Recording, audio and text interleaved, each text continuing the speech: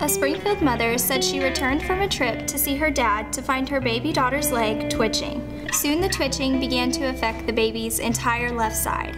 She took the infant to 3 different hospitals that day, and scans later showed the baby had a skull fracture. Prosecutors say the father shook the baby while his wife was out of town. A 3-year-old Springfield girl was taken to the hospital by her grandmother. The child was found to be suffering multiple sores, abrasions, and wounds. Court records show the child was taken into custody and hospitalized to be treated for various injuries. 6 other children were also removed from the same home. Interviews by Springfield police allege a 3-year-old girl had been tied to a chair and thrown downstairs by her mother's boyfriend. She was at times allegedly kept in a part of the house the other children called the hole, locked in a cage. The defendant smothered 2-month-old Caden to death with a pillow over the course of an hour. After she killed him, the defendant did laundry, cleaned, and redressed the child before calling 911. Initially, the defendant told police that the baby had rolled over and suffocated while she was out of the room. Blair was sentenced to prison for 10 years in the Missouri Department of Corrections for statutory sodomy in the first degree, attempted statutory sodomy in the first degree, and child molestation in the first degree, all for crimes against one of his granddaughters.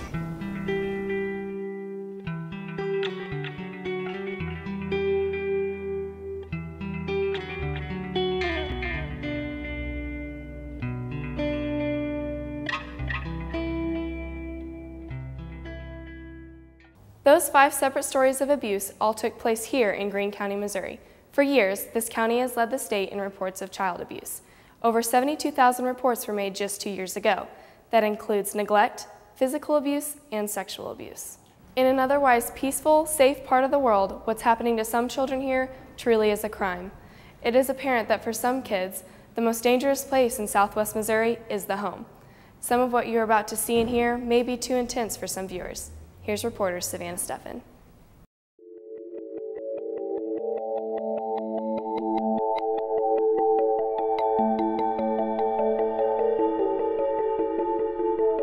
Just when you think you've seen it all, something new happens. A new case comes across your desk, and you realize that you really haven't seen it all. Unless there are certain interventions, there can be really lifelong complications from any kind of abuse or neglect. All of our kids that come to us have humongous behavior issues and emotional issues. It is such a silent epidemic.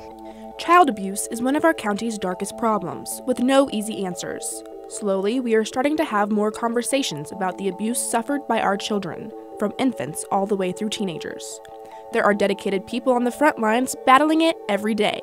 People like Barbara Brown Johnson, head of the Child Advocacy Center. It's such an unpleasant topic that I think we were accustomed to not talking about it. Well, it's not comfortable. It is not comfortable, particularly to talk about sexual abuse.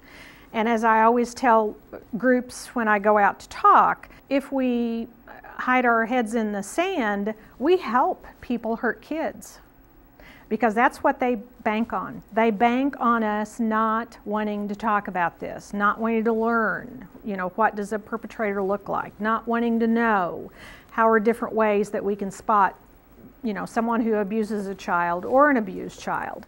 For over 20 years, the Child Advocacy Center has been the hub of child abuse forensic investigations in Greene County. It is a safe, easy place for kids to talk about difficult, frightening things.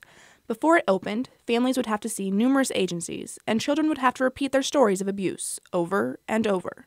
Because of the CAC, that rarely happens anymore. Everybody comes to one place at the same time, and in this instance in Springfield, it's in a house. Now, it's a great big old house, but it's in a house, so it's not a sterile police station. We don't have bars on the windows. Nobody, we don't have guns and badges and all those things. A lot of things talked about here are not pleasant. Forensic interviewers like Ashley Weaver use research-based methods to get to the truth of what happened.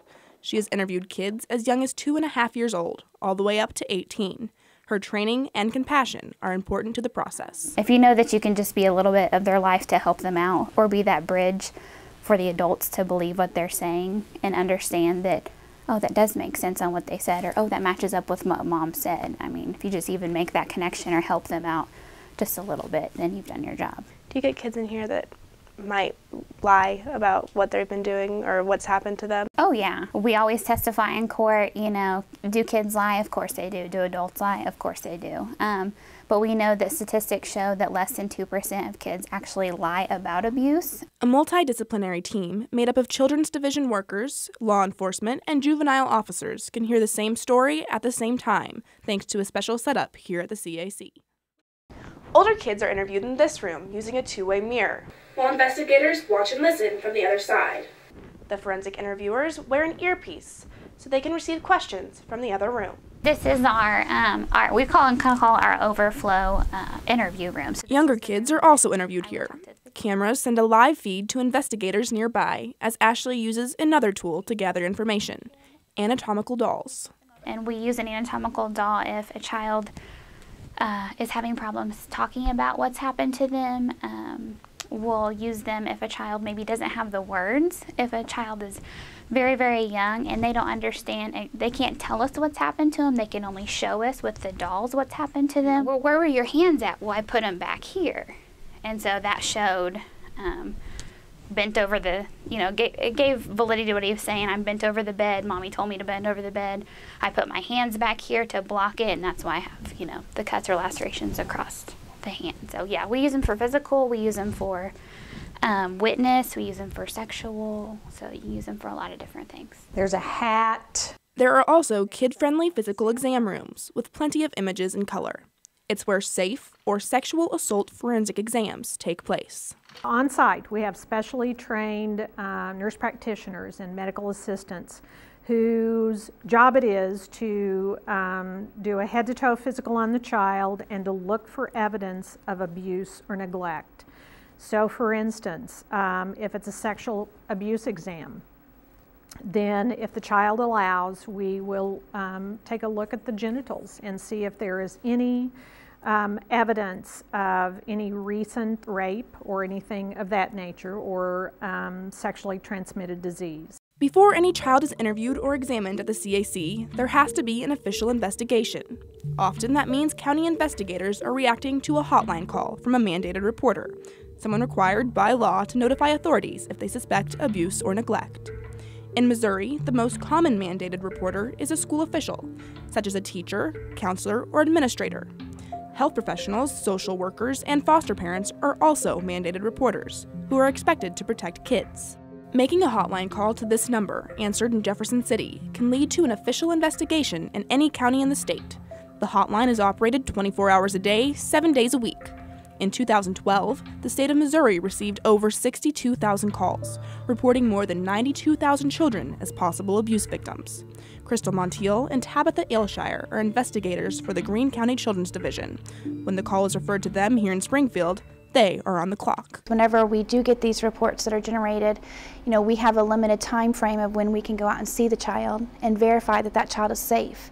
And that could be anywhere from 3 hours to 72, depending on what the allegations of the report are. And so it can be very hectic to get these reports in and try to get out and see the family and verify safety of these children within your time frame. Because usually it's more than one report a day that you're getting. Investigators say they always hope to keep the children and their families together. But when they visit homes where abuse has possibly occurred, it's not always clear-cut. How do you draw the line between, okay, this parent was disciplining their child, but no, this parent was abusing their child? When we conclude a case involving physical abuse, one of the questions that we have to answer was this injury caused during administering punishment? And then another question was it accidental?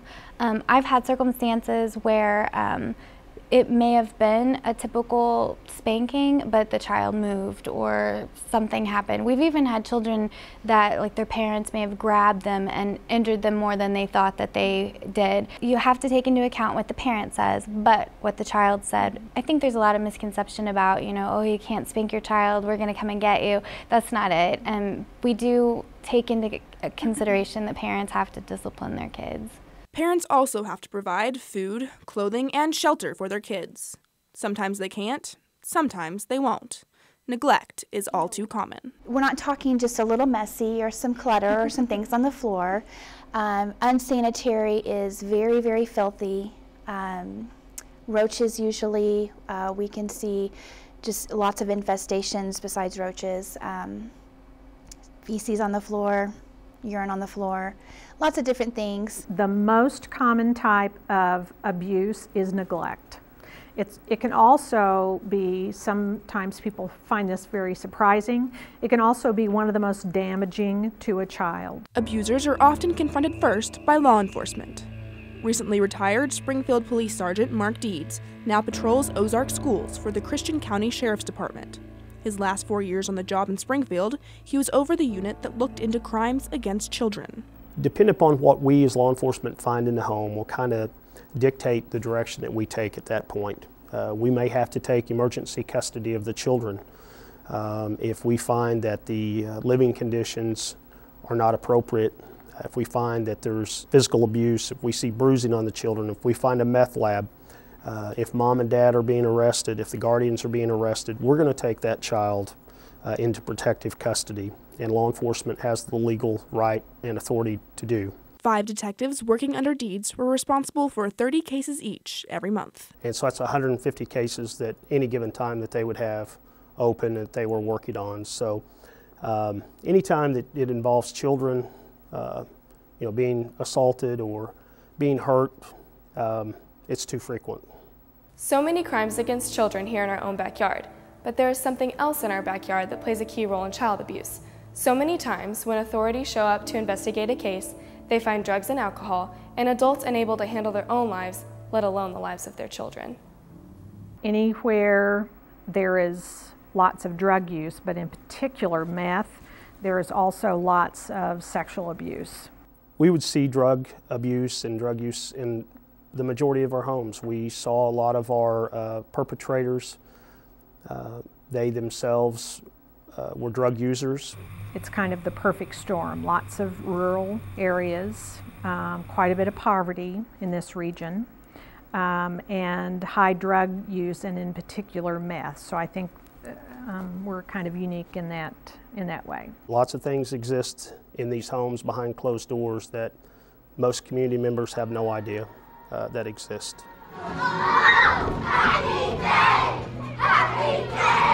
Some of these kids know firsthand what happens behind closed doors. They are attending Freeway Ministries on a Saturday night, sponsored by Crossway Baptist Church.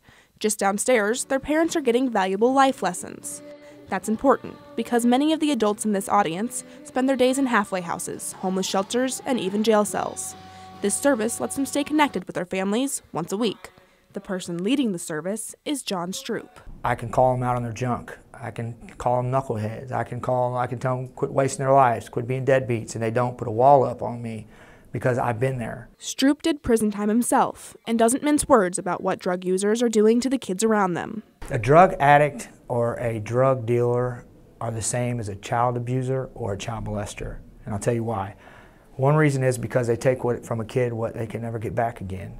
They take their parents and they take their childhood. I've seen kids who've been neglected, abandoned, mistreated, beaten. I know kids that have grown up in a home to where mom and dad runs out of the money. They sell their food stamps. So guess what? There's no food. They use their electric bill money and their rent money to buy drugs. Guess what? You don't have nowhere to live. The most important thing is getting high. And the other most important thing is how am I going to get the money to get high? The child is not a concern anymore. At the Boys and Girls Town in Springfield, the child is the concern. The kids who live here temporarily come from abusive homes and horrible circumstances. Most have developed behaviors that have them one step away from juvenile detention or a psychiatric hospital. What they find here is pretty simple and pretty important. Love, unconditional love, and then undo a lot of things that they've learned and teach them what it means to be a healthy individual. Stephanie Luciani works with a cabin of girls that often don't know how to process the abuse they've suffered. We have girls that cut, self-harm. We have girls that are physically aggressive. We have girls that just will do their very best to make you feel as worthless as possible. the child literally is incapable of having a normal, healthy relationship with any man. So they learn things like love is only expressed through like sexuality, or it could be reversed. I can't trust a man or be affectionate to a man ever. That is what abuse suffered when she was in elementary school did to Jane.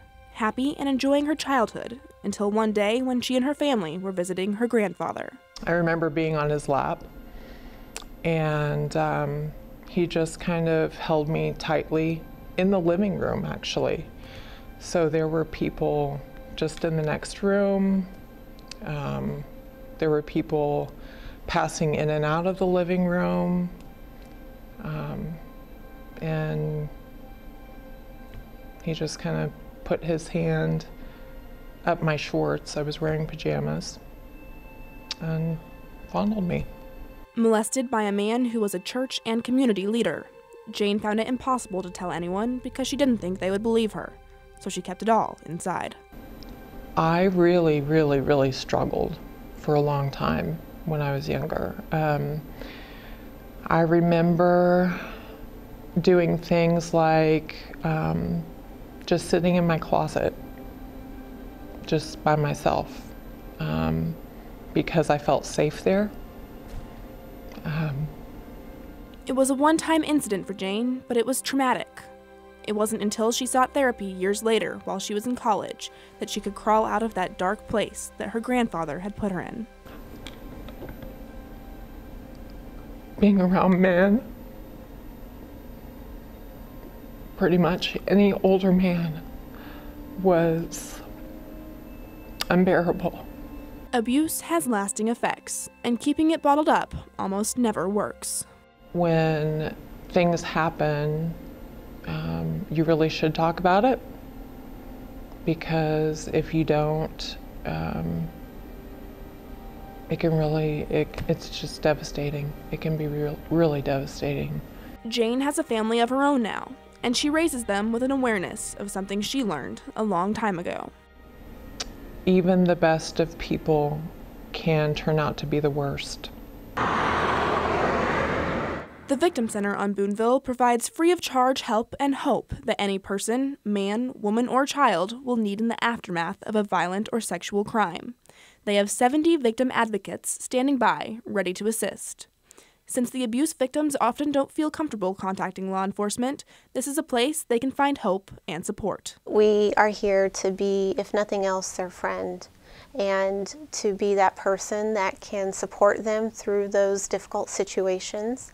We're a safe place. We can come and we can talk to kids and teens and adults, and we can say, you know what, you're not alone.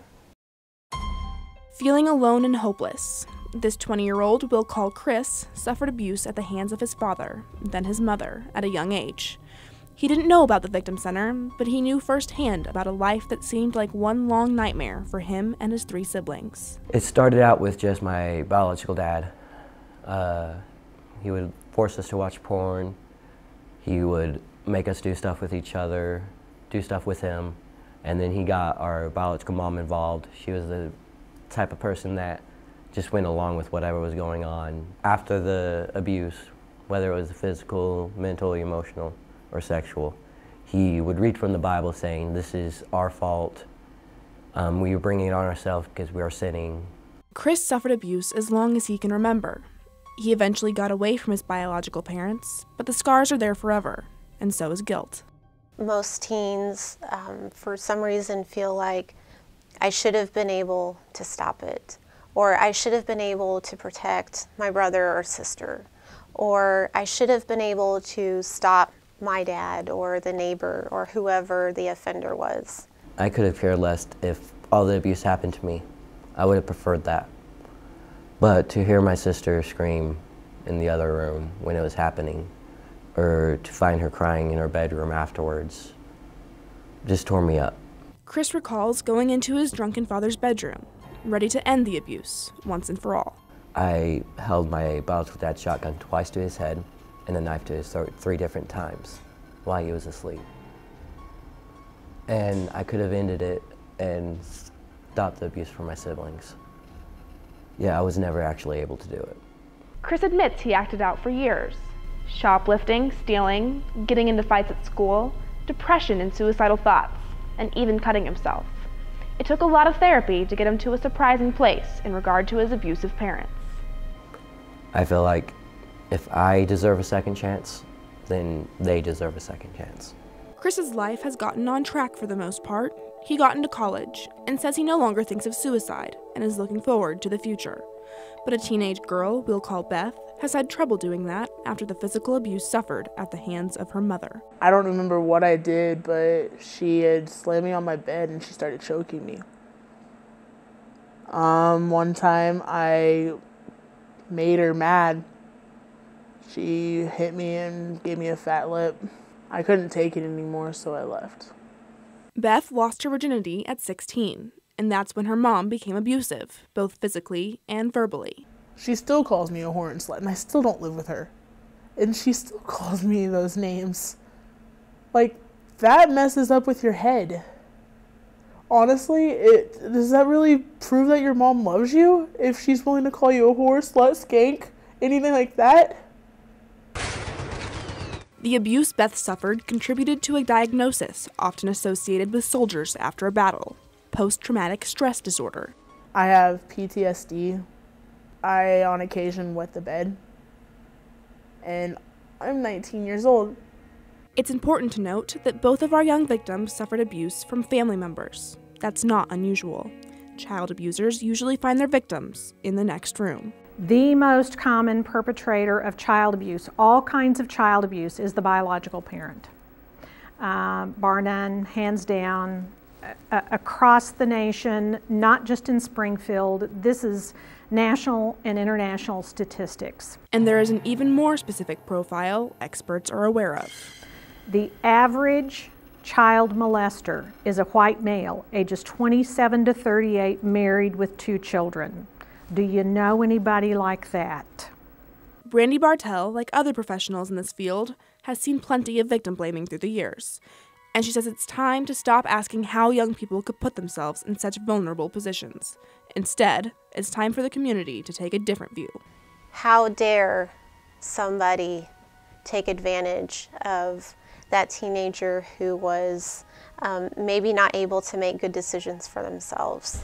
How dare that person violate a child who is helpless and cannot protect themselves? How dare that adult break the law?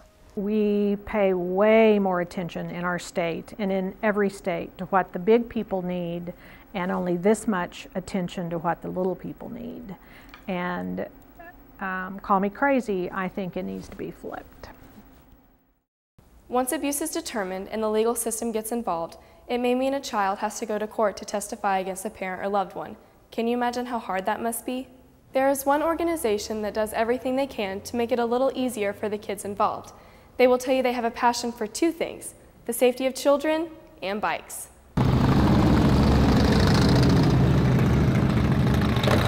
BACA stands for Bikers Against Child Abuse. It's an international organization, well organized and very focused.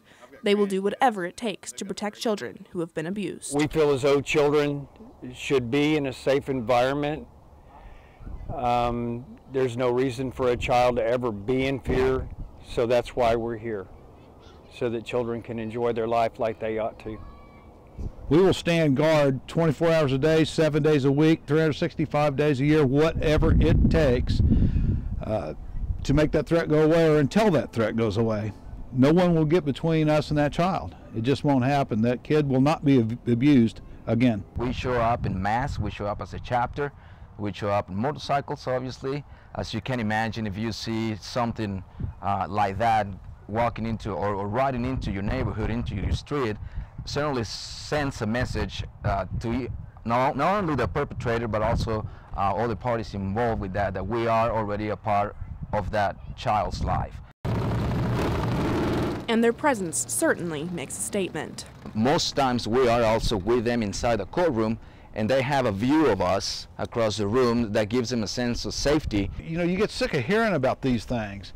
So you got 2 choices. You can sit on the sofa and watch it on TV and say, oh, that's a terrible thing, or you can get up off the sofa and do something about it. In February, Baca and 10,000 people from Springfield and the surrounding area did do something about it. They came together to support a family devastated by the ultimate abuse. 10-year-old Haley Owens was abducted during broad daylight, sexually assaulted, and then murdered. A suspect was arrested within hours and awaits trial. But on this night, outrage turned to love and support as a community fed up with crimes against children stood together in sorrow. Being a mom and a foster mom, as a mom, you want to protect your kids, and as a foster mom, you sign on to protect kids. So it really breaks my heart. I'm heartbroken. It's just an atrocity. I mean, that this could happen. I'm here to show the community support for the family. Does it hit kind of close to home? Too close. My spirit's hurt. My body's angry. This is too close.